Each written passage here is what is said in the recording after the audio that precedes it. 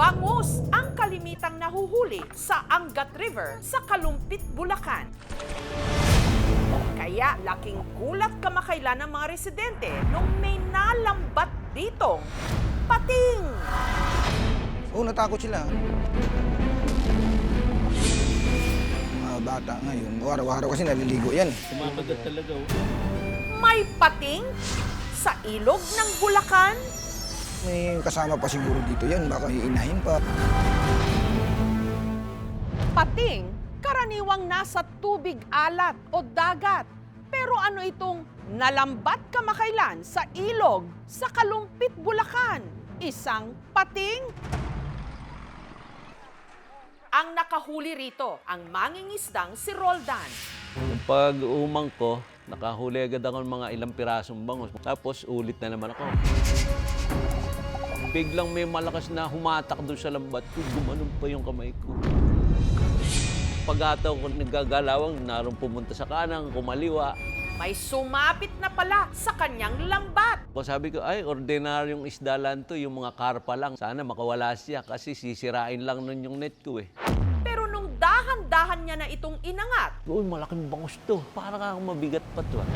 hanggang sa tuluyan ng nanlaki ang kanyang mga mata sa kanyang nakita. Sabi ko, ibang isda to mga ganyan ng haba. Kalahati gray, kalahati puti. Tapos pati yung buntot niya pataas na gano'n. Saka yung palikpik niya rito sa batok. Ito nga yung nakikita ko sa TV. Isa na pala itong pating. Buhay pa, pero malata. Kumakagat talaga, oh. Hindi ko naman mahawakan. Baka mamaya, kagatin pa ako, eh. Kuya, pating yan! Agad daw itong ipinakita ni Roldan sa bayaw niyang si Erlito. Parang ayaw niya maniwala. Paano ka kung magkaroon ng pating dito? Ilog ito. Nung oras na yung nagtatak sa isip ko, yan, malalahan ko mga bata. Araw-araw kasi naliligo yan. Pagka-uwi nila, ipinakita nila sa kanilang mga kabarangay ang nahuli nilang pating. Nagwo-worry talaga ako kasi nga yung father ko is nangingisda talaga siya. Baka ho sakali pumasok dito, yun ang kinatatakutan ng bangus eh. Nabahala ako dahil sa tanda ko na ngayon lang ako nakakita ng pating. Ito rin ang iniisip nilang dahilan kung bakit sa mga nakalipas na linggo, kumonte ang huli nilang bangus. Pero dahil tila bata pa raw ang pating na sumabit sa lambat ni Roldan, dito na sila nabahala. May kasama pa siguro dito yan, baka may inahin pa. Nangangamba sila, lalo't may mga kabahayan na ilang metro lang ang layo mula sa Pampang. Nakakabahala kasi syempre mamaya may mother shark pa yun. Nakakatakot kasi yung anak ko pagka minsan naliligo sa ilog, malalaman mo makakagat ng pating. Samantala, ang balita tungkol sa nahuling pating sa Barangay Sukol nakarating sa BIFAR o sa Bureau of Fisheries and Aquatic Resources. Agad silang nagtungo kina Roldan para mag-imbestiga. Pero nagulat sila sa kanilang nadatnan. Ang pating kasi chinap-chap na ni Roldan para gawing pulutan. Ang sabi ng bayo ko, masarap daw yun eh. Ginagataan daw yun. In-advise ng team na huwag muna nilang galawin at i-retrieve natin since naka-frozen naman siya. Planning to send sa UPMSI for research regarding the species. Ayon sa pagsusuri ng BIFAR, ang nahuling pating, isang bull shark, juvenile o bata pa raw ito. Nasa 4 feet pa lang ang haba. Ang mga adult na bull shark kasi maaring umabot ng 11 feet ang haba at kilalang agresibo. Ang bull shark ay isang top predator. So yung bangus, nasa range siya nung pwede maging prey. Pero kung sinasabi kasi nila na kumonte yung mga bangus, dapat mas madami pang bull shark siguro yung nahuhuli nila. So yung isang nakita nilang bull shark ay hindi sapat para mabawasan yung populasyon ng bangus. Ang mga bull shark sa dagat talaga nakatira. Pero euryhaline din sila o yung may kakayahang mabuhay sa parehong tubig tabang at tubig alat. May mga pagkakataon daw na napapadpad pa sila sa mga lawa at ilog. Kasi ang sitwasyon ngayon sa Kalumpit, tumataas na yung salinity. Walang ganong ulan eh. So nagkakaroon ng saline intrusion. Siguro ito ay naghanap din siya ng pagkain. Naligaw siya, kumbaga. Katunayan, may mga bull shark daw na nabuhay noon sa lawa ng Taal. 1930s nung huli ito roong namataan. Doon siya nakatira. So natural na nandun sila dahil itong Taal Lake dati ay konektado sa dagat. Pero hinuli rin lahat ng bull shark na yun. Sa kasalukuyan, wala na matatagpuan ng bull shark sa loob ng Taal Lake. Taong 2019 naman, isang bull shark din ang nahuli sa isang ilog sa Kumalarang, Zamboanga del Sur. Habang nito namang 2020, may bull shark ding sumabit sa lambat ng isang mangingisda sa Apalit, Pampanga. Ito naman ang unang kaso na may nakitang pating dito sa ilog ng Kalumpit. Iwasan nyo na munang maligo sa mga ilogan. Paalala nila, kung sakali man daw na may mapadpad ulit na pating sa ilog, huwag na huwag itong sasaktan. May mga 200 uri tayo ng sharks and rays dito sa Pilipinas. 58 dito ay protektado. Itong bull shark, isa dun sa protected species. Consider na itong mga uri ng pating na threatened species. Tao talaga yung kalaban nila, yung humuli sa kanila. Kung makita lang nila yung pating, ang pinakamabuting gawin talaga ay pabayaan lang ito. Pero kung nahuli nila, dapat hanguin nila kaagad itong lambat o bingwit at pakawalang buhay itong mga pating. Madaming batang naliligo, naglalaro dun sa tabing ilog. Ngayon, sila na mismo yung hindi lumalapit dun sa ilog. Denumero ngayon ang kilos ng mga mangingisda at residente dito sa Bulacan dahil mabuti ng alerto. Kumakagat talaga, oh. Kesa naman magulat sila sa kanilang mahuli o makainkwentro at baka bigla na lang silang mapa. Anak ng pating!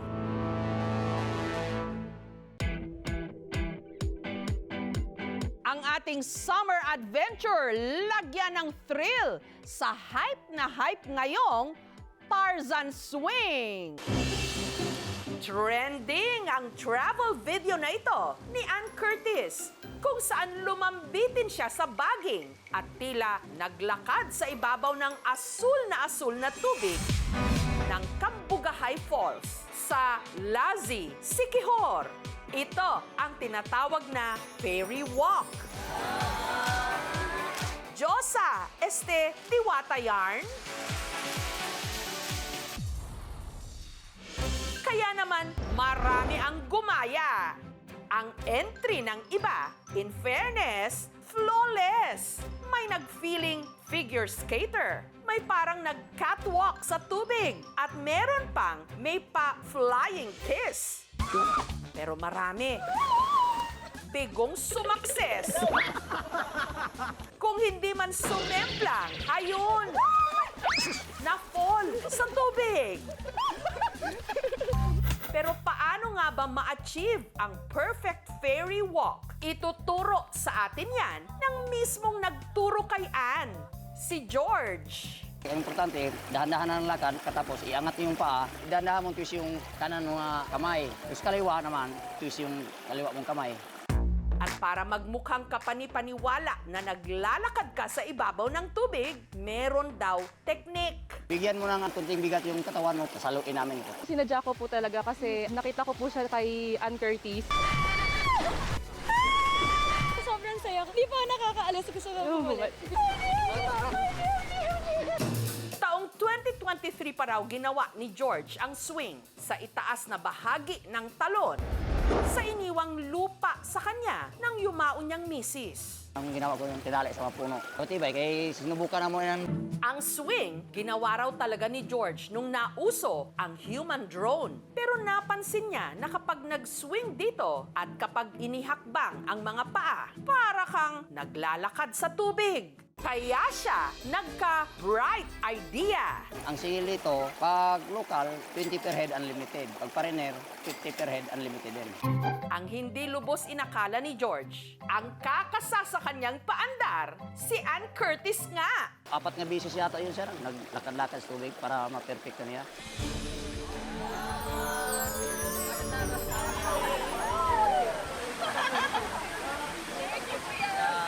Dati, masaya na raw si George kapag meron silang mga 50 bisita. Pero ngayon, Mga 500 katao. Kumikita ako 6,000 plus na. Malaki ng diferensya. Binabayad po muna ako sa utang ko. hindi naman para sa mahihina ang puso ang isa pang swing dito pa rin sa Cambugahay Falls. Mula sa taas na halos 20 feet, hindi ka lang magsiswing at lalambitin sa ere, kundi bibitaw at babagsak sa tubig. Ito naman ang kanilang Tarzan Swing.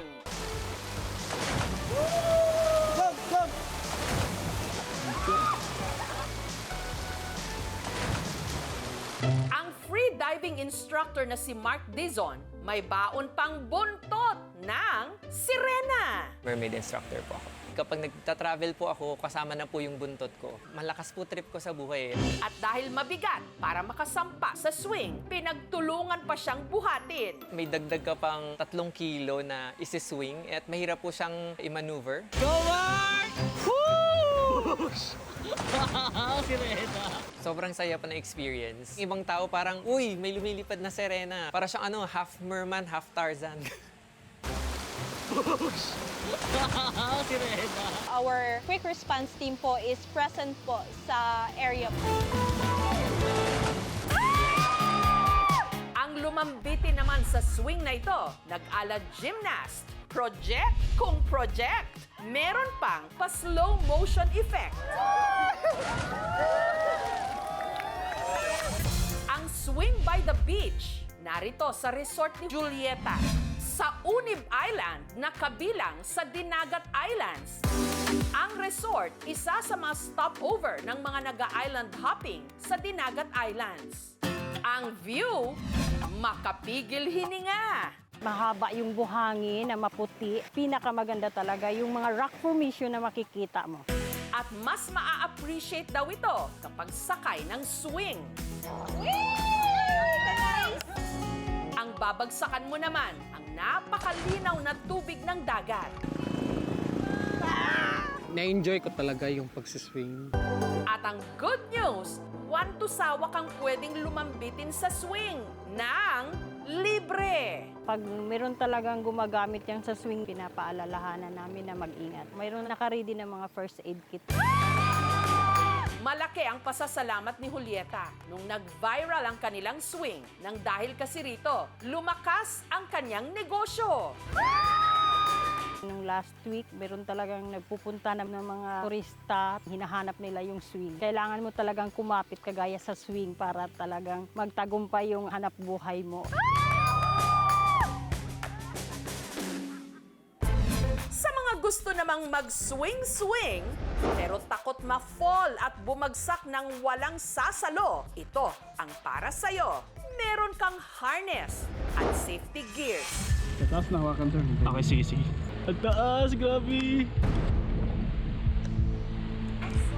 3, 2, 1, 4! Habang iwinawas-iwas ka ng pabalik-balik sa kauna-unahang pendulum swing ride sa Pilipinas. Ito ang Drop Zone.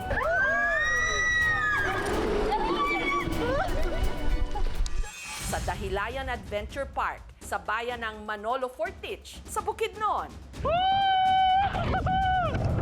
Ang Drop Zone may taas na 120 feet o katumbas ng taas ng 10-story building.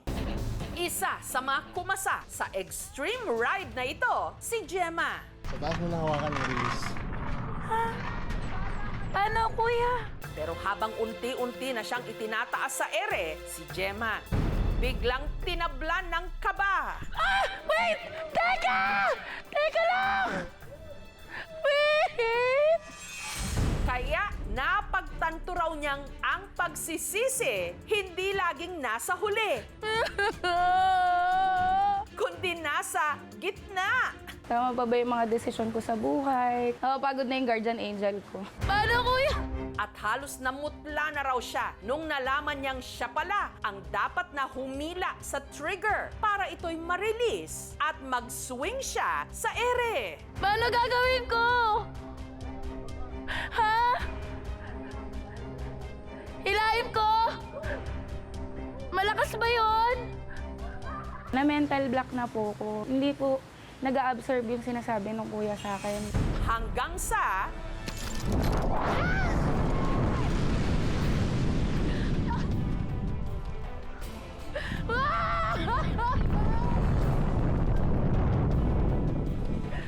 Pag pinapanood mo siya, ang dali lang niya para ka lang nagsiswing. Pero pag ikaw na yung mismo, parang lalabas yung puso mo. Hindi talaga siya recommended sa may mga sakit. Proud naman po ko na nagawa ko yon kasi at least po hindi ko siya sinukuan. Ayoko na! Ang mama mo!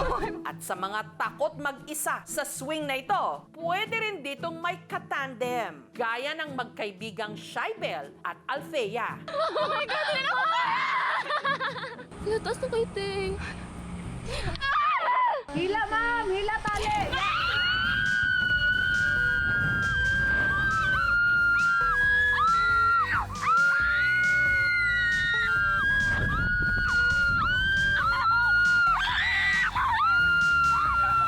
Nakatakot yung sipon ko lumabas.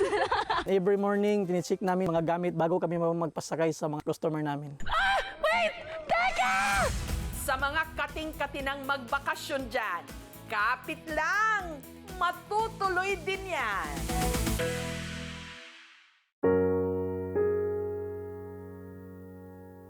Kumurot sa puso ng maraming netizens ang video ng isang 3 taong gulang na bata mula sa South Cotabato na ang mukha tinubuan ng napakalaking bukol. Imo nakabalay nila nan, paano kayo maghimo sila nan sang balay niya? Hindi raw masusukat ang laki ng pagmamahal ni Ellen sa kanyang bunso na si Melan. Pero para naman daw madudurog ang puso niyang makita ang kanyang anak. Sa kasalukuyan nitong sitwasyon, ang ibabang bahagi kasi ng mukha ni Melan halos sakupin na ng tumubo ritong bukol. Ang kanyang bibig hindi na niya maisara habang ang kanyang kaliwang mata halos wala na ring makita dahil sa laki ng tumor. Ang sabay ginaingon sa ubang bata sa imo. Ang isa ma'am, yung magtulok siya nga kay maibikan lang gid ma'am. Do hindi mo mahambal nga amo na natabo siya. Isa inaano ko lang sa mami, lingaw-lingaw ko na lang siya. Nakita ba naman kay Bibi, ma'am? Go-fighter. Ito ang kaso na pinakamaraming beses na itinag at i-message sa aming programa sa linggong ito. Ang napakalaking hamon ni Melan. Dito sa bayan ng Santo Niño sa South Cotabato, nakatira ang 3 taong gulang na si Melan. Kasama ang kanyang nanay Ellen at tatay Erwin.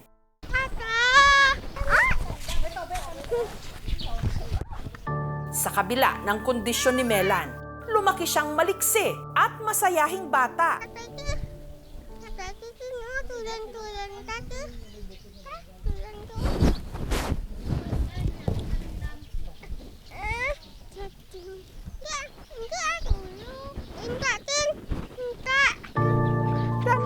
Ang pirmi niyang kalaro, ang kanyang nanay Ellen. Kami lang po permi duwa ni Bibi Milan nagatawo sa balay namon. Kaya nagaobra po ang ako nasawa sa umas. Dahil sa kanyang bukol, hirap makapagsalita si Melan. Kung maghambal si Bibi Milan sa akon, nga hindi ko maintindihan kung ano ginhambal, ko na lang po sa nagapamangkot. Hirap din siya sa pagkain. Kahit pa sa paborito pa man din niyang ulam, fried chicken. Kung yung matigas yung pan, ginakuha naman, nagapilas po ang bunganga niya, ma'am. Kag yung unod lang po ang kinakain niya. Kung ako pong gapakaon sa iya, ma'am, hindi siya po gusto. Makontrol niya po, ma'am. Kung siya ang nagakaon, kay makontrol niya ilagay sa bunganga niya, ma'am.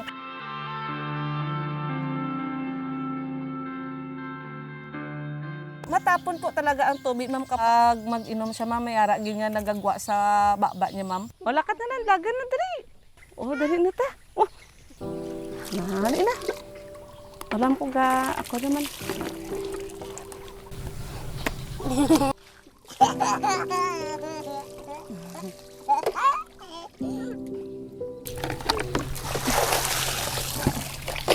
Yung pwede lang po yun siya isuot sa kay baby, ma'am, yung may mga sleeveless or spaghetti kay para kasya gid sa kanyang mukha po, ma'am. Sa isang araw, mag-ilis kami sang bayo na mamang 4 or 5 ka bisis. Parati na lang po, ma'am, nagabasa ang bayo na, ma'am, sa iyang alaway. Ano nga color? Ah, pink. O sige, kuha ko na sang pink. Be, dali. Ha? Ha? Dali, namata. Dali, para makalakaton. Parang di na. Gayunman, si Melan mailap sa tao dahil kasi sa kanyang bukol, madalas siyang maging tampulan ng tukso. Unsa may ginaingon sa mga sa ubang bata sa imo? Dako ba? Ma'am. So, si Bibi na lang po, ma'am, ang nag-a-adjust nga nagapanago siya, ma'am, nga para hindi na siya pagsabihan kag wala naman nahadlok ang bata sa iya. Palangga isa namon, ma'am, yung mama niya. Yung isa, ma'am, yung magtulok siya nga kay maibikan lang gid, ma'am. Daw hindi mo mahambalang amo na natabo siya. Sana lang ka mata niya ang makakita. Aring mata niya po, ma'am. Kaliwa po, ma'am. Ayan ang mata na hindi makakita kay natabunan na. Nakita ba naman kay Bibi, ma'am? Ga-fighter siya, ma'am. Nga kung iba niya bata, ma'am, nga may karamdaman nga parehas kay Bibi. Marunong man na yan kumakain na. Ganun, kumakain lang po na siya lang. Umiinom po siya ng gatas nga siya lang po, ma'am. Ano ba talaga ang nangyari sa bata? Malusog naman daw si Melan nung isinilang ito taong 2022. Pero nung siya'y nag-10 buwang gulang, si Melan na aksidente. Nagsasayang po ako ng tinigang po, ma'am. Iniwan ko lang po doon si Bibi sa upuan namin. Tapos po magtindog siya, ma'am, na mo ang iyang aguyas. Hanggang sa may napansin siya sa mukha ng anak. Ang may nagtubo nga punggod lang po siya, ma'am. Hot compress ko po siya, ma'am. Tapos napansin gid namin nga mga ilang araw, ilang week, ma'am, nga nagadako gid, ma'am, ang bukol ni Bibi. Nga ipa-check up naman sa ENT. Pero nung ipina-CT scan nila si Melan, nalaman na ang tumubo sa mukha ng bata, hindi lang pala simpleng bukol. May ibang tumor daw siya, ma'am. Kailangan gid nga i-biopsy. Ni-refer ko po siya sa isang malaking institution sa Davao City for further workup. Ang bukol, ipinabiopsy nila at nadiskubre na meron itong tinatawag na ossifying fibroma. Pero dahil sa paglawak at paglaki ng kanyang bukol, tinatawag na ngayon itong cherubism. 1 in 1 million na ang occurrence nito. Nakahinga na lang daw ng maluwag ang mag-asawa nung nalaman nilang hindi ito cancer at pwede itong operahan. Ang sabi po ng doktor sa amin, ulato na lang namon 5 years, ma'am, kay ko operando si Bibi nga mo daw na siya kagamay, ma'am. Hindi na daw kaya, ma'am, ang operasyon. Yun nga lang, sa paglipas ng panahon na hindi na operahan ang bukol ni Melan, patuloy itong lumaki. Sa 2 taon yun, ma'am, nang marami pa mangyari kay Bibi, baka hindi na siya makakita or doon na siya mag-start, ma'am, nga mag-suffer, ma'am. Kaya ang gusto ngayon ng mag-asawa, humingi ng second opinion. Kung may ara man, ma'am, nga ospital, mag-opera kay Bibi nga, bisa na muna kadako kay Bibi, ma'am, nga hindi sa mag-suffer. Nitong Miyerkules, ipinakonsulta namin si Melan sa isang pediatrician sa South Cotabato. Ang bata, malnourished daw. Ang timbangan niya ngayon is 10 kilos at saka hindi ito normal na timbang para sa edad. Babala ng doktor, bagamat halos sakupin na ng tumor ang mukha ni Melan, posible pa raw itong lumaki. Habang lumalaki yung bukol, mahirapan na siyang kumain. Basi magabot man gid time, sir, nga mabudlayan siya makaon, sir, kag hindi na siya makakaon kay tungod sa bukol. Sunod na dinala ng aming team si Melan sa Davao City para muling masuri ng isang otorhinolaryngologist o ENT, ear, nose, and throat doctor. Dito sa eyes. Nilinaw ng doktor na ang ossifying fibroma hindi raw dahil sa aksidenteng pagkahulog ni Melan nung siya'y baby pa lang. Ang problema talaga dyan is yung mutation. May problema sa gene na nagkukos na mali na pag-develop ng buto sa mukha, sa pisngi at saka sa panga. Around 2 to 5 years old, paglaki talaga ng bukol, talagang agresibo siya. Kailangan natin maglagay ng butas sa liig, hindi natin hayaan na mag-obstruct yung daluyan ng hangin at saka feeding. Mabuti na rin ang aming programa na ipa-check up pati ang lumalabong paningin ng bata. Yung left eye niya, hindi ko masabing bulag totally. May chance na baka hindi lang nakakakita kasi nga hindi niya mabuksan yung kanyang left eye. What we can do para mapigilan natin yung pagkabulag ng bata is tatanggalin natin dapat yung tumor. Ipinatingin rin namin si Melan sa isang facial plastic and reconstructive surgeon. In terms of management, kung tungod lang sa bukol niya na sa kadako niya, pero naay chance na modako siya usab. So dili siya one time, big time na chap-chap po na siya niya, okay na. It takes several surgeries siguro. Kada surgery nimo, bantayon nimo. So, ang kalagayan ng bata, nandun na po tayo sa grade 3 or last stage ng cherubism. So, at her age right now, hindi po natin mararecommend agad-agad ang surgery because of her tumor na aggressive. And if we do it, maybe baka mas lumaki pa ang bukol niya. Mas maganda i-optimize muna natin yung kanyang weight before doing more serious surgeries. Gawori naman kami kay Bibi Milang kay nagadako naman ang iya nga bukol, sir. Ito lang naman ang time, sir, nga parang kay Bibi nga kung pilagid ang edad niya, sir, nga maoperahan. Samantala, para kahit papaano mapasaya si Melan, Surprise, Bibi Milang! Ibot mo ko. may grupo na nagbigay sa kanya ng regalo. Nagbigay po kami sa kanya ng mga damit po, mga laruan para sa kanya na mapasaya po namin siya. Habang ang local government unit naman ng Santo Niño nangakong magbibigay ng allowance na pampacheck up niya. Traveling allowance po. The other incidental allowances, yung LGU po yung mag-provide. So, kasalamat ko sa una lagid sila sawa sa pagbulig kay Bibi Milan. Hindi man naman kaya tanan niya, mabaka lang iya nga hampangan. Kaaragid ka mo-permis sa iya. Madam, gid nga salamat sa inyo tanan.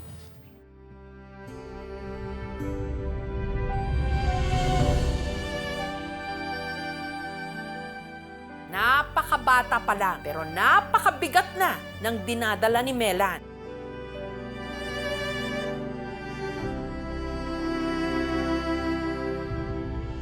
Samahan po natin siya sa kanyang malaking laban.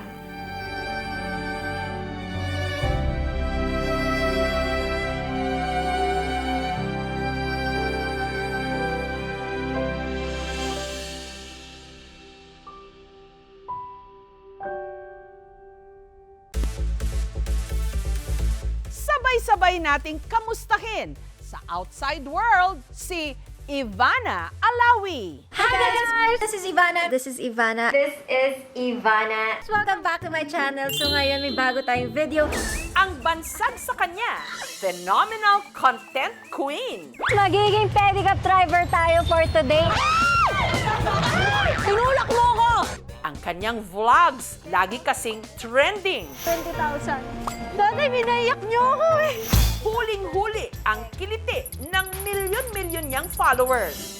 Nariyang naglaba lang siya. Aba, nag-viral na. Paglaba namin, kilikili lang kasi mabaho yung kilikili ko. Ang aktres. May gusto po akong ipakilala sa inyo. At social media personality. Na si Ivana Alawi. Kamakailan lang, siya'y naging house guest sa pinakabagong edisyon ng reality show na Pinoy Big Brother Celebrity Collab Edition na napapanood na dito sa Kapuso Network. At sa kanyang pagbabalik sa outside world, gusto mo raw uli bumalik? Sasagutin niya ang maiinit naming tanong. May boyfriend ka na? Ma'am Jessica! Siyempre, marites ako dyan. Labas ng bahay, ayan. Pinamanahan ka raw ng limpak-limpak na salapi. Nako, ayan na naman po tayo. 10,000 pesos. Sa'yo yan! Yung mga content mo ng pagtulong, may mga nagko-comment na bakit kailangan pa niyang i-vlog yung mga ganyan. Guys, at palalamigin din natin ang nag-iinit na panahon sa paggawa ng halo-halo. Ayan. Ito ang aming collab ni Ivana Alawi. Sarap. Fair.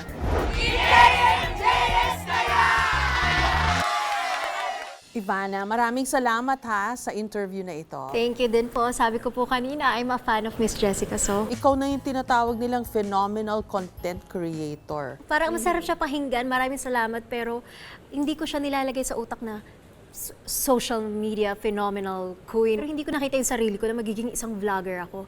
So yung kapatid ko nagsabi, ate, nakakatawa ka. Sabi niya, mag-vlog ka. So siya yung nag-video, siya nag-edit, siya nag-upload. Tapos na tayo sa aking bedroom. Ngayon pupunta naman tayo sa maglalaba.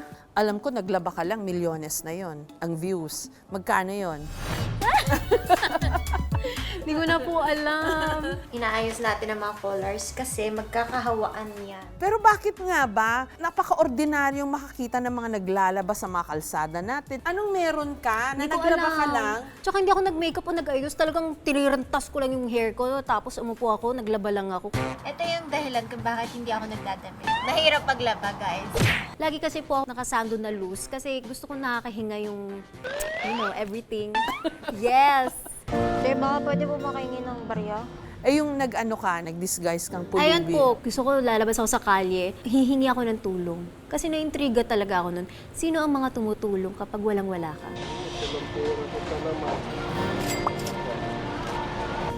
Tatay, binaiyak niyo ako eh! 20,000. Thank you po. Biyaya ng langit po. Sa Bahrain ipinanganak si Ivana o Mariam Sayed Samir Marbella Al-Alawi sa totoong buhay. Doon kasi nagkakilala ang kanyang inang Pilipina na si Fatima at ang kanyang amang Moroccan businessman na si Samir. Nag-meet sila ng mom ko doon. So yung mom ko was a bartender and also nag-waitress. And then nagka-inlaban.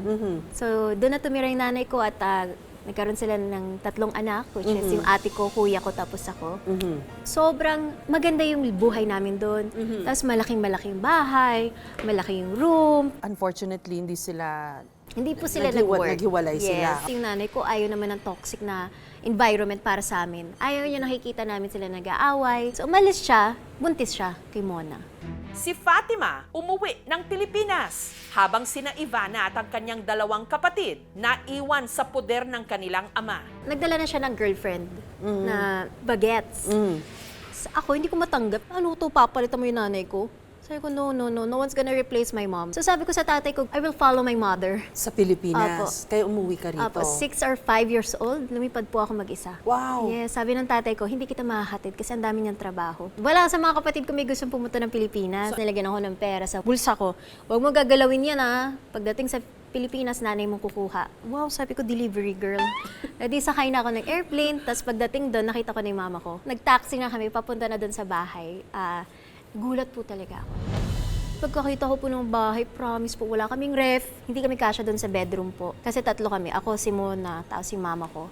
Tapos kailangan naka-curve yung paa kasi maliit lang po yung room. So, shocked na shocked ka? Opo, tsaka nakakita ko ng ipis, dagang, malaking ganun. Kasi nasa tabi kami ng kanal. Nagliliparan pa, Ma'am Jessica, yung mga ipis. Tapos sabi ko, ayoko na dito, Ma'am. Kasi nasanay ka sa engranding buhay sa Bahrain.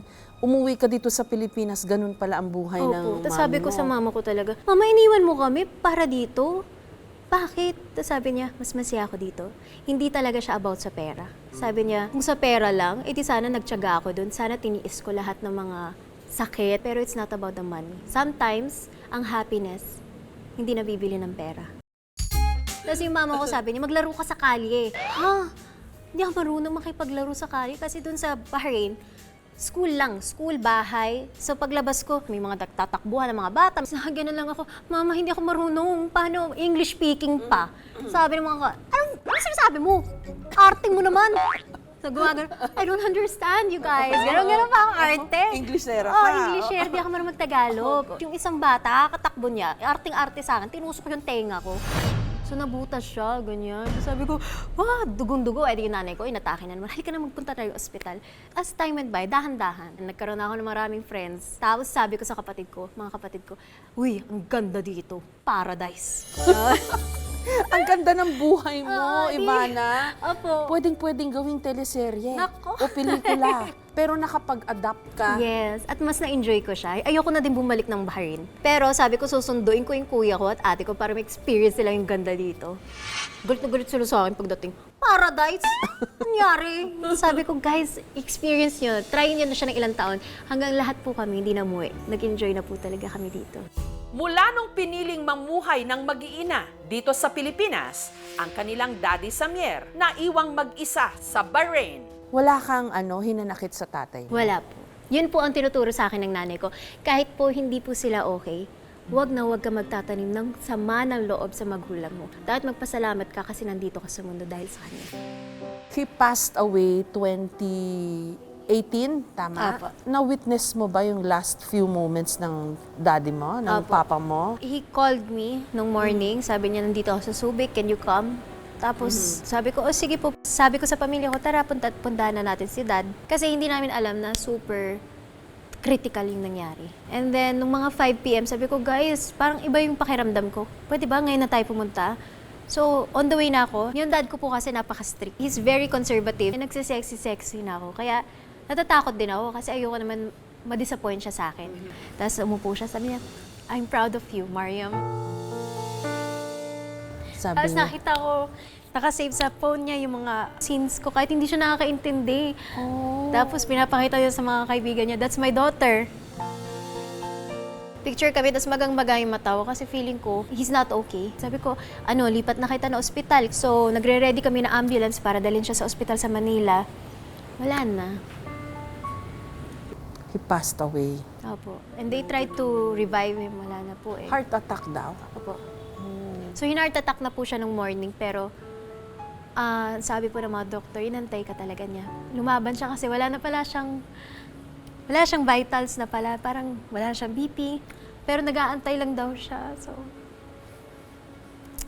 kaya po nagulat ako, bakit ako?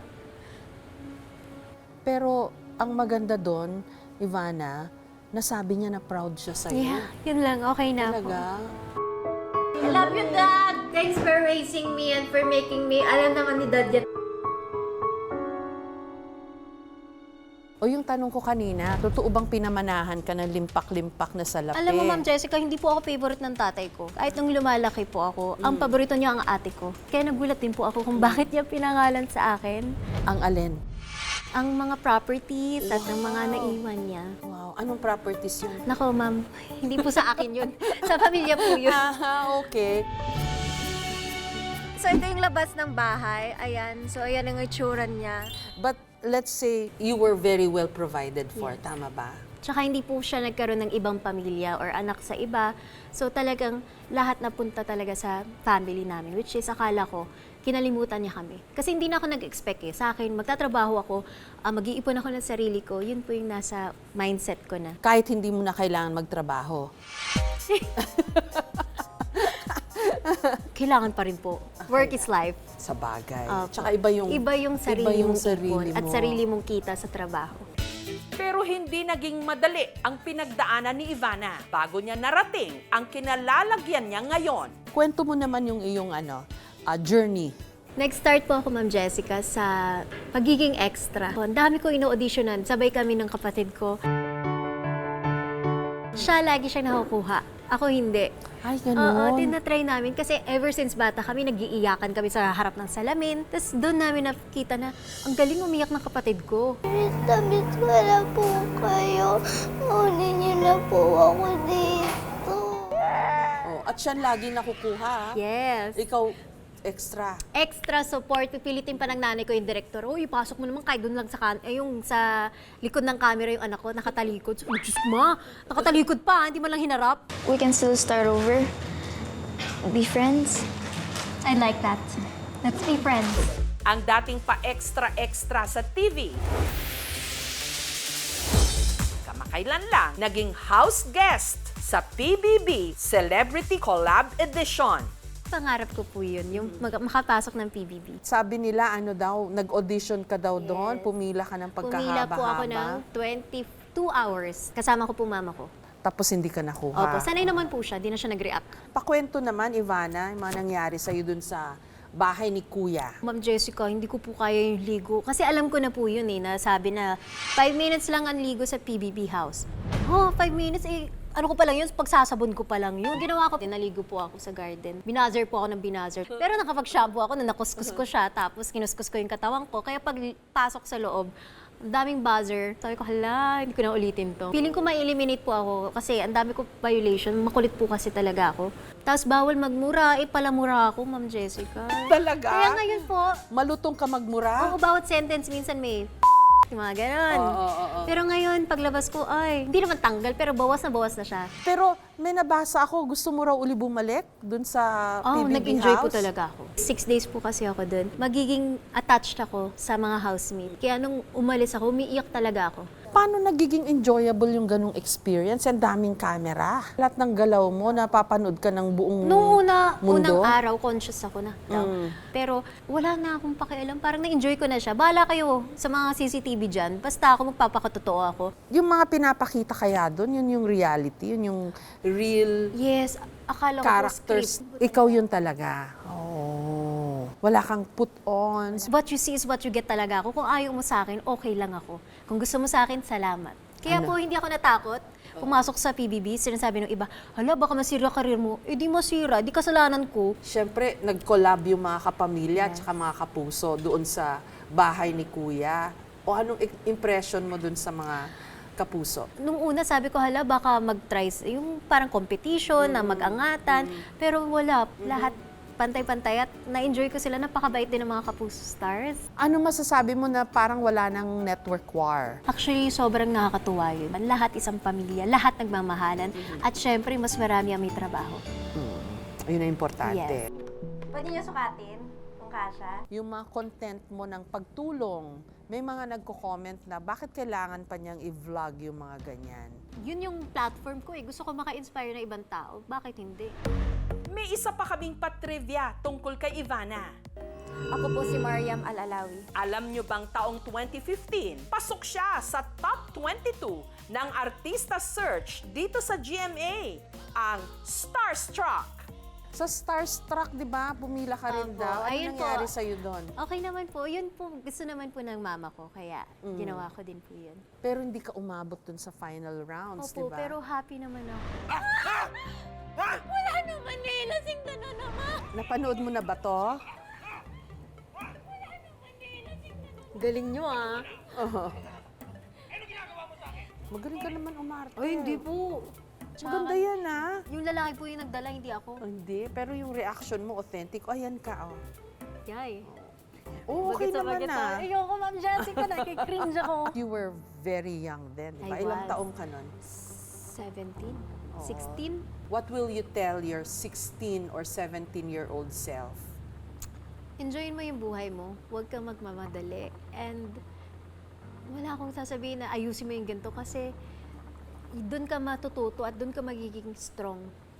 So, live your life. Enjoy your life. Pero kung hindi itinuloy ni Ivana ang pag-showbiz, babalik at babalik daw siya sa kinagis ng simpleng buhay. Pangarap mo lang daw sa buhay nun maging yaya? Nung iniwan ako ng mama ko, ang nagpalaki sa akin at naging mama-mama ko was yung helper ko.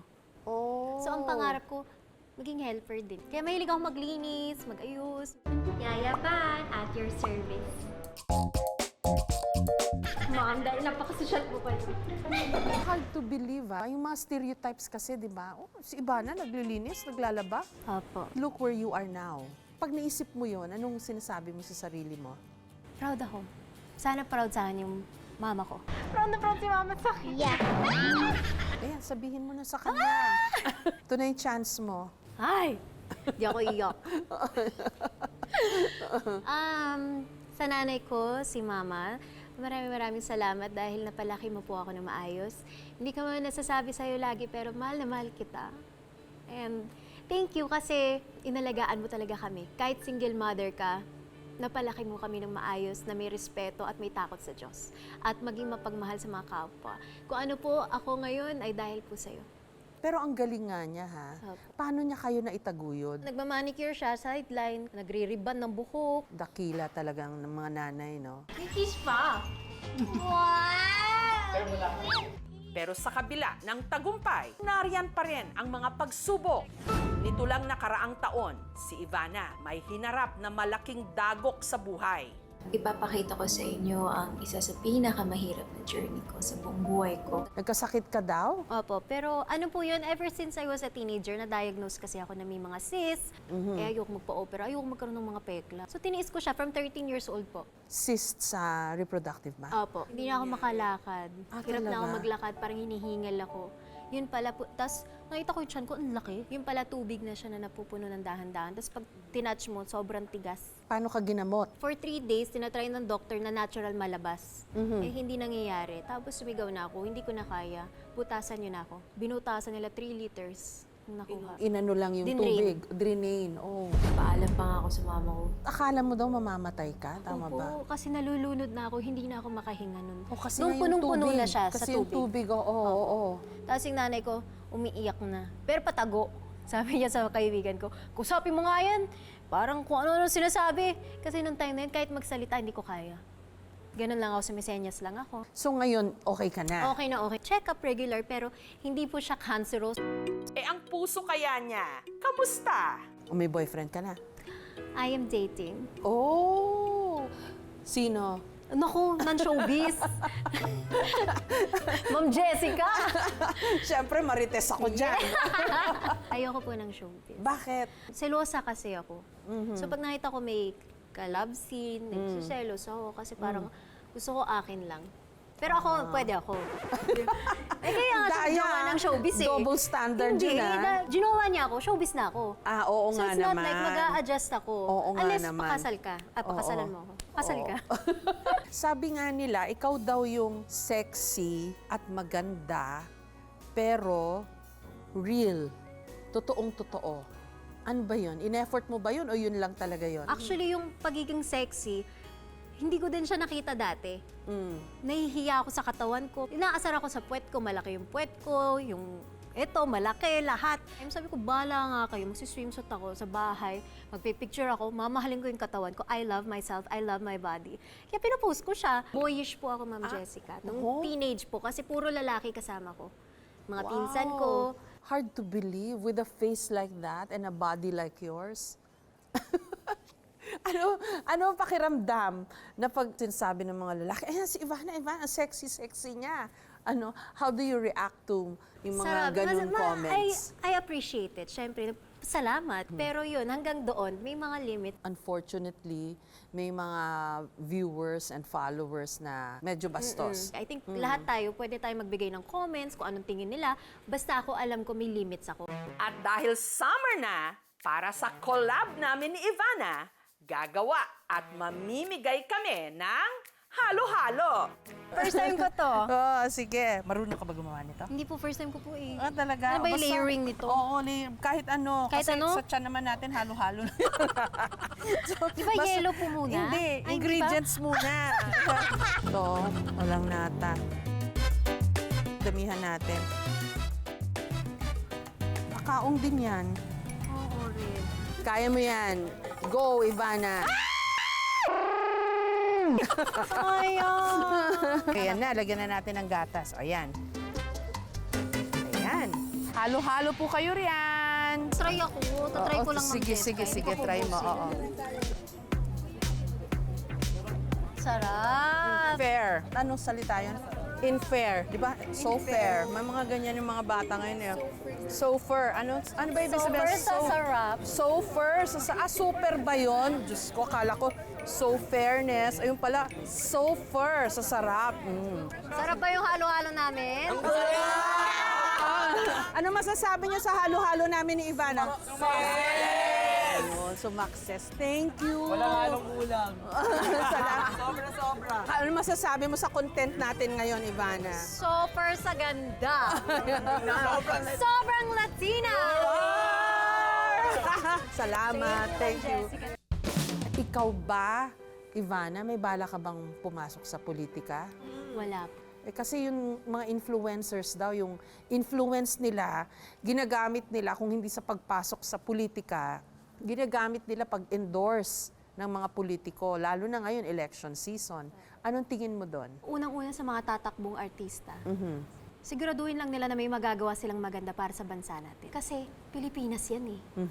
Nakasalalay sa iyo ang kinabukasan ng mga kababayan natin. Eh yung mga humihingi ng endorsement mo? Pag pera po ino-offer sa akin, ay hindi wala naman ako tiwala sa iyo or hindi kita nakikita na i-share kita sa mga nanonood sa akin, sa mga nagtitiwala sa akin, para sa pera. Kaya ko namang kitain yun. Pero kung mag-i-endorso ka ng isang tao na may tiwala ka din, go! Use your influence for a good influence.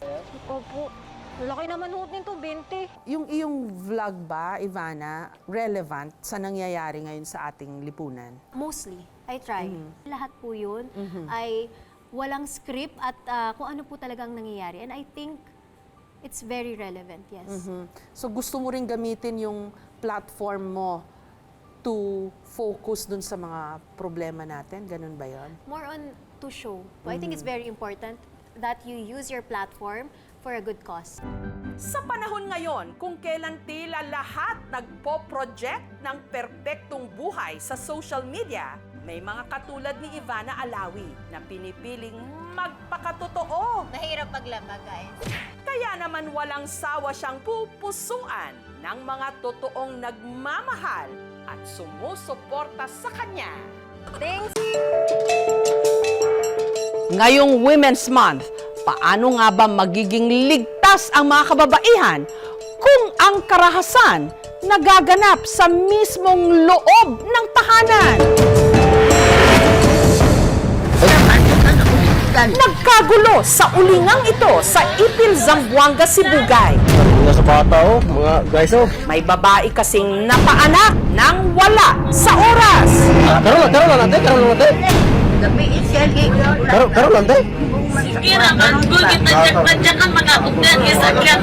Ang kaluluwa lang niyang sanggol, nakahiga na sa kanyang paanan.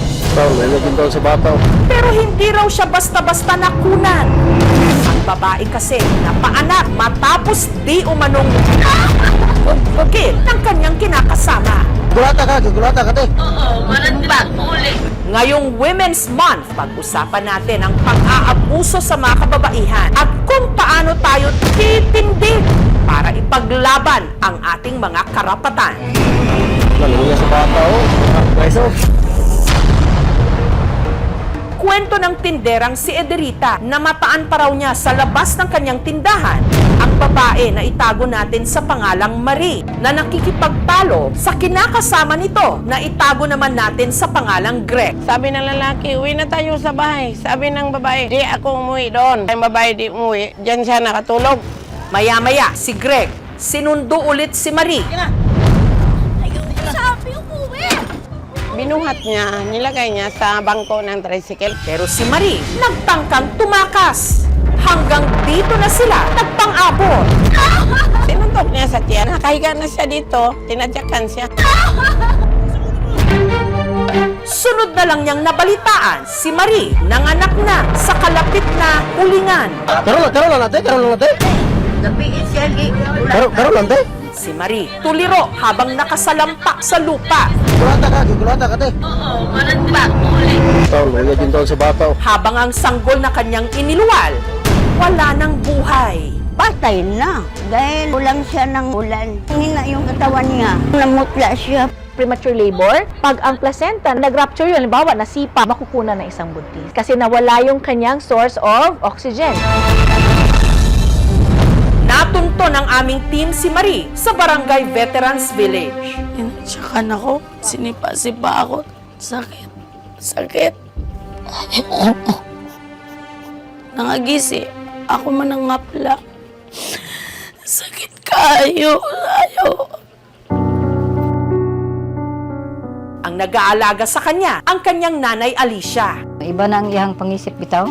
Sagad pangsaba, anak na. Dili jud dati nga na akong magulang sa una, ma'am, kay kuan kay na siya, ma'am, butan. Butan man na. Langga kay mihanan niya sa una.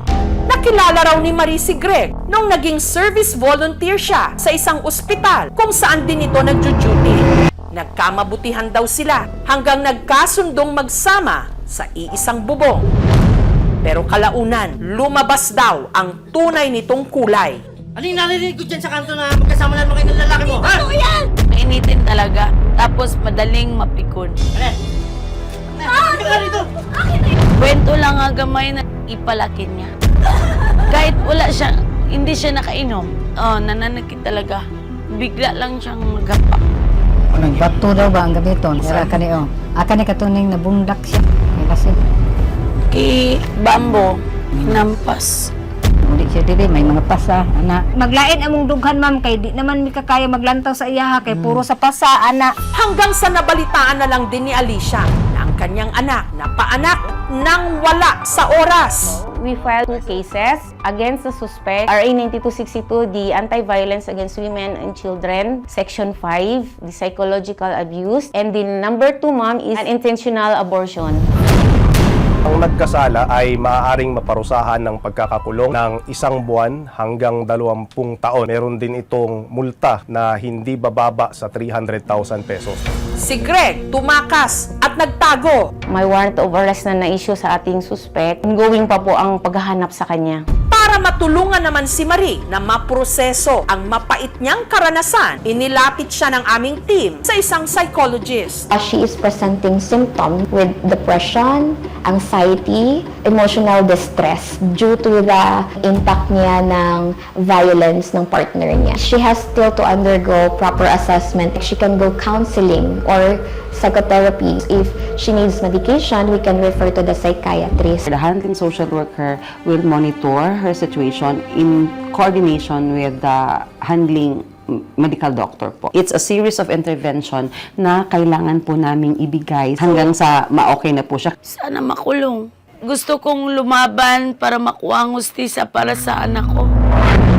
Ang kaso ng pang-aabuso kay Marie, isa lang sa libo-libong mga kaso ng violence against women and children na inire-report sa mga otoridad kada buwan. Nito lang nakaraang taon, nakapagtala ang PNP ng 11,636 na violence against women and children cases. Ayon naman sa datos ng PSA, isa sa kada 5 Pilipina nakakaranas ng emosyonal, pisikal at sexual na pang-aabuso sa kamay ng kanilang karelasyon. Maraming pinipiling hindi mag-report. Iniisip nila na away mag-asawa lang siya. Pangalawa, may victim blaming or sinisisi ng mga tao kung bakit nangyari sa kanya yung karahasan. Dahil doon, di-discourage din yung victim na lumapit at mag-report. Magkakaroon ng stigma sa community, hindi buo yung pamilya nila. Factor, yung pagkakaroon ng economic dependence sa partner nila.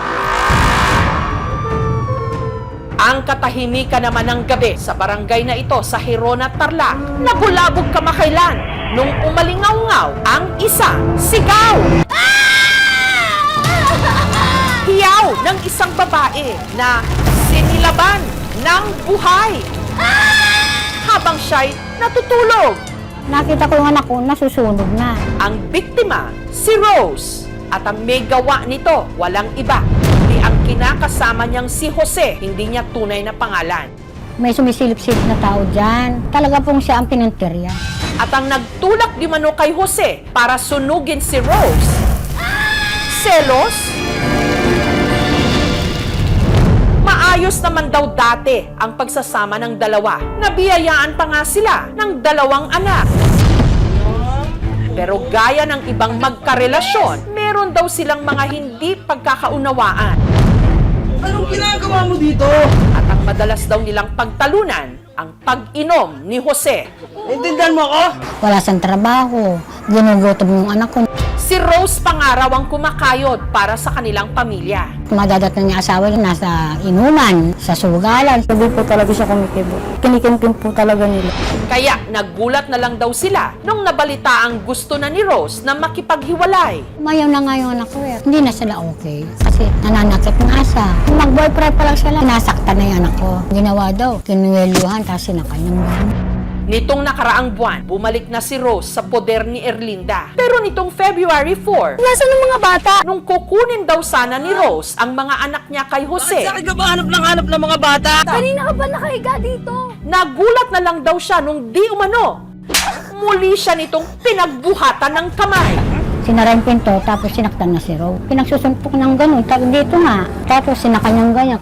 Ang pag-uwi niya dito, meron siyang pasa. Sabi ko sa anak ko, bakit mo naman nagawa yun? Pinayuhan ko, huwag kang mananakit. Ang insidenteng yon, ipinablatter ni Rose sa barangay. Kinabukasan po, is pupunta po sa lugar po ng lalaki para makapag-file po ng formal complaint po. Hindi po sila dumating. Pero ang alitan mas lalong naglagablab nung abutan ni Jose si Rose sa bahay ng kanyang biyanan na may katabing ibang lalaki. Katrabaho niya po yun. Ang alam ko lang, sinasamahan lang siyang pauwi dito. Dito na raw sinilaban ni Jose si Rose ng buhay. Pati ang katabi nitong lalaki. Kita ko yung anak ko, nasusunog na. Yung katawan ko, talaga pong siya ang pinintir.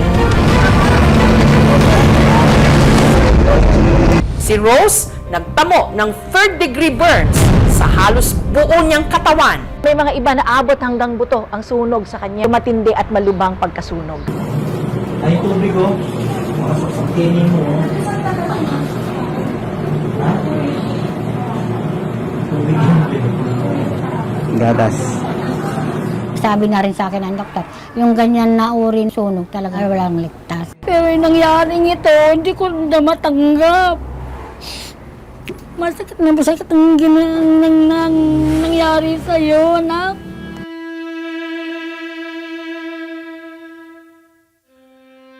Hindi ka man pinagluluto dito dahil natatakot kang mapatalsi ka ng mantika. Ngayon, apoy naman pala yung aabno sa'yo. Kinaumagahan, si Jose sumuko sa mga otoridad. Selos daw ang nagtulak sa kanya para silaban ang dati niyang kinakasama. Kahit po nagkamali ang anak ko, hindi dapat ganyan ang ginawa niya. Hindi makatao. Umiyak na lang po ako. Mali talaga yung ginawa niya. Ang lalaking katabi ni Rose na sinilaban, nakaligtas. Habang si Rose makalipas ang 2 linggong pakikipaglaban sa ospital, tuluyan ng binawian ng buhay. Sa multi-organ failure, 90% halos buong katawan niya nasunog. Lahat ng mga organs natin sa katawan, magsha-shutdown. Malakas ang loob ng anak ko lumalaban, pero yung katawan hindi na kaya. Sabi niya sa akin, wag mo na akong iuwi sa bahay. Bakit? Papatayin tayo. Namatay nga yung isang biktima natin, yung from frustrated murder. Tataas na siya ng murder, kaso nga ang problema, nakapag-file na siya ng bail bago na-amend yung kaso. Pwede pa siya labasan uli ng warrant dahil nga no bail yung murder. Hindi po namin inaasahan makakalaya kasi murder na yung kanya. Nabigyan ng hustisya yung anak ko at habang buhay siyang makukulong. Sinubukan din naming hingi ng panig ni Jose. Pero tumanggi siyang magpa-interview. Humingi kami ng tawad sa nangyari. Sisisi naman. Hindi nga daw siya nakakatulog. Kaso sabi ko sa kanya, ginawa mo wala tayong magagawa.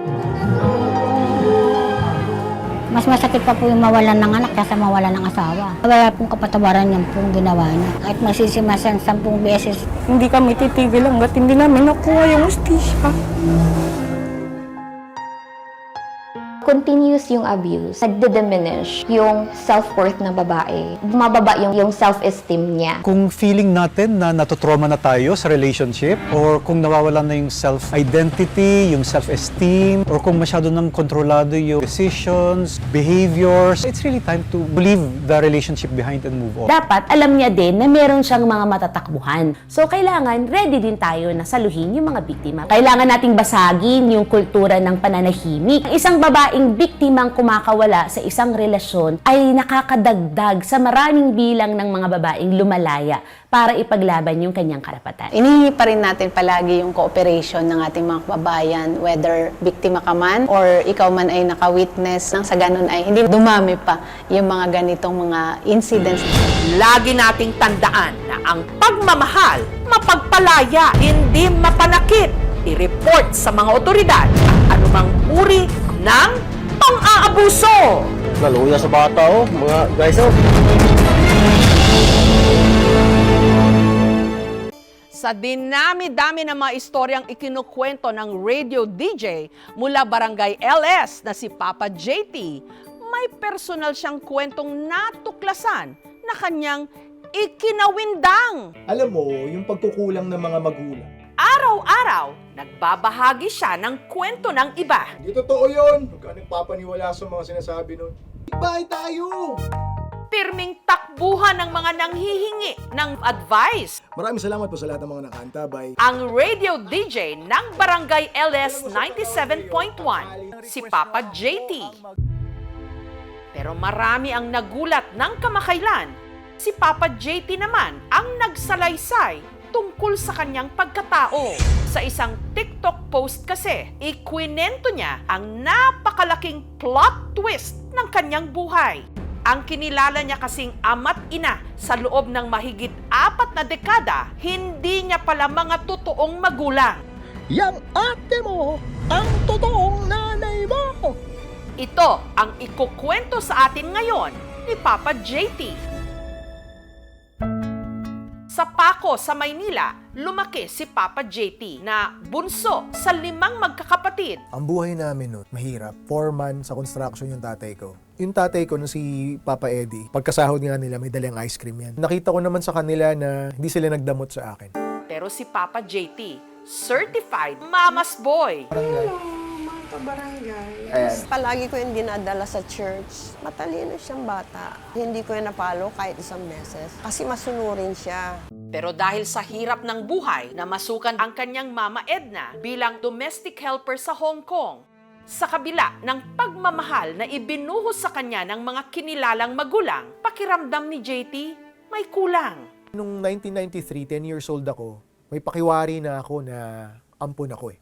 Si JT, ipinagkibit balikat lang ang lahat. Kasi para sa akin, ang tatay ko ay si Papa Eddie, ang nanay ko si Mama Edna.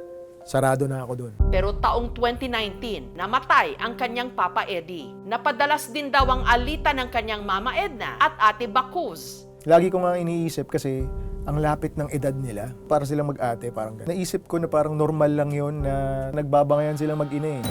Hanggang nito lang Disyembre, sina Edna at Bacuz muling nagbangayan. Nag-build up na yung galit ng isa't isa. Alisin mo na itong ate mo! Ayoko na makita to, napakabastos, walang galang sa magulang. Nanumbat na si Ate Helen. Ako ang nag-alaga sa mga kapatid ko. Batang-bata pa lang ako, iniiwan nyo na kami. Nung ngayon naman, yung nanay ko sumagot, sakripisyo? Sasabihin ko sa'yo kung sino nagsakripisyo. Hanggang sa nagulat na lang daw si JT sa sunod niyang narinig. Sige, Jack, gusto mo malaman kung sino ang totoong nanay mo? Yang ate mo ang totoong nanay mo! Mula nung ipinagtapat kay JT ang katotohanan, tila nagbago raw ang pakikitungo ng kanyang Ate Bacuz sa kanya. Siguro yun ito yung panahon na ginusto rin ni Lord na para malaman niya na yung totoong pagkatao niya. Pero kung si Bacuz pala ang totoong ina ni Papa JT, sino ang tunay niyang ama? Kasi nung bata pa lang ako, sinasabi na sa akin ng mga nanay ng mga kaibigan ko, Arabo tatay mo. Sinasabi ng nanay ko, French. Nung tanungin naman niya ito kay Bacuz, Di daw Pilipino, pang foreigner daw yung kanyang beauty. So naguluhan ako.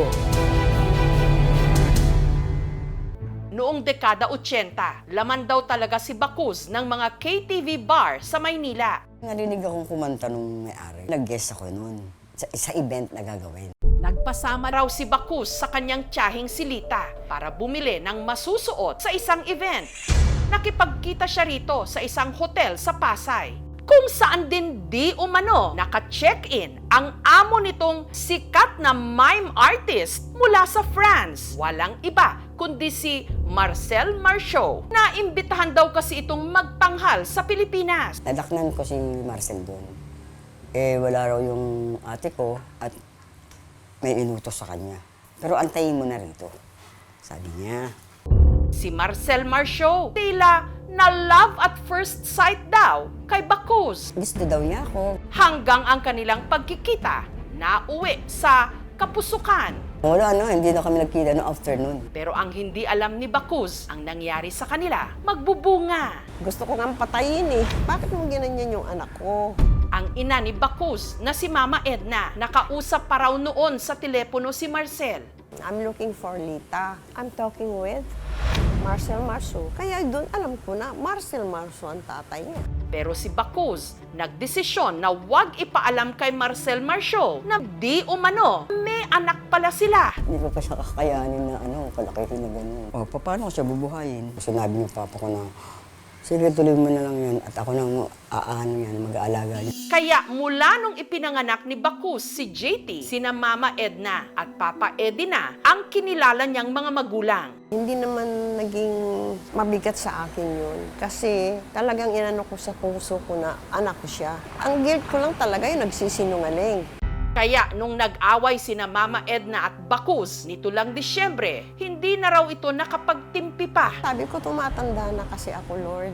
Gusto ko may pagtapat sa Kanya na sa tamang mahabang pangunawa niya. Kung ang tanong kumbinsido ba ako na si Bacuso, si Ate Helen, ang totoong nanay ko? Oo. 100% yun. Kasi yung nanay ko, nakita niya na buntis si ate. At ako yung lumabas. Naniniwala naman kaya si Papa JT na ang sikat na French mime artist na si Marcel Marceau ang tunay niyang ama? Mukha bang French to? Mas mukha itong Middle Eastern. Gusto ko lang malaman, shawarma ba to o croissant? Para kumpirmahin ang salaysay ni Bacus, kailangang matunton ang tiyahin niyang si Lita.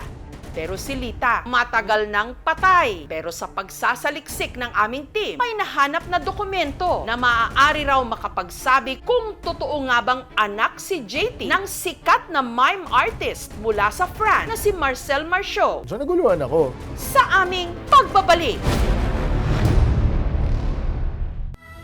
Sa dinami-rami ng kwentong ibinahagi ng radio DJ na si Papa JT, Alam mo, yung pagkukulang ng mga magulang, normal yan. hindi niya inasahang personal na kwento niya na ang susunod niyang ilalahad. Kamakailan lang kasi nadiskubre niya na ang kinilala niyang ina na si Mama Edna, hindi niya pala nanay, kundi lola. Nag-aaway sila nun Nanumbat na si Ate Helen. Ako ang nag-alaga sa mga kapatid ko. Nag-build up na yung galit ng isa't isa. Nung ngayon naman, yung nanay ko sumagot, gusto mo malaman kung sino ang totoong nanay mo? Yang ate mo! Siguro yun ito yung panahon na ginusto rin ni Lord na para malaman niya na yung totoong pagkatao niya. At ang tunay raw na ama niya, di umano, ang sikat na mime artist mula sa France, si Marcel Marceau. Nadaknan ko si Marcel doon. Gusto daw niya ako. Mukha bang French to? Mas mukha itong Middle Eastern. Pero ang French mime nga ba na si Marcel Marceau ang tunay na ama ni JT? Si Marcel Marceau, yung mauna, taong 2007. At ayon sa tala ng Cultural Center of the Philippines o ng CCP, makailang beses nga siyang nagtanghal sa Pilipinas. We only have 3 performance programs from 1970, 1988, and 1989. Kung August 1983 ipinanganak si Papa JT at kung pumunta lang noon si Marcel Marceau sa Pilipinas, tuwing ito'y may pagtatanghal, ibig sabihin, malabo na ang pamosong mime artist mula sa France ang ama ni Papa JT. Paano niyo po nasiguro na si Marcel po yung... Oo, dahil siya lang naman yung nakausap ko sa moment na yun Mas kumbinsido ako sa Arabo. Pero ang feeling ko, cover-up story si Marcel. Maraming salamat, Ma. Siyempre, napalaki mo si Jack ng pogi, mabait. Gampanan mo yung dapat kong gampanan. Kung ano man yung labis na pagmamahal mo sa akin, ganon din yung gawin mo sa ate mo. Kasi ikaw ay nanggaling sa kanya. Wala naman akong hiling para magpakain na siya. Hindi. Kasi itong dynamics namin okay na to Ang nanay ko talaga ito. Nalaman ko na nanay ko siya biologically. Natutuwa ako. Kukumpleto yun sa mga pirasong wala Bubuo yun sa'yo Hindi man kilala sa ngayon ni Papa JT ang totoo niyang ama. Hindi niya ito itinuturing na kakulangan sa kanyang pagkatao. Pakiramdam daw niya, buong buo pa rin siya dahil meron siyang hindi lang isa, kundi dala-dalawang ina. Thank you for watching mga kapuso. Kung nagustuhan niyo po ang videong ito, subscribe na sa GMA Public Affairs YouTube channel. And don't forget to hit the bell button for our latest updates.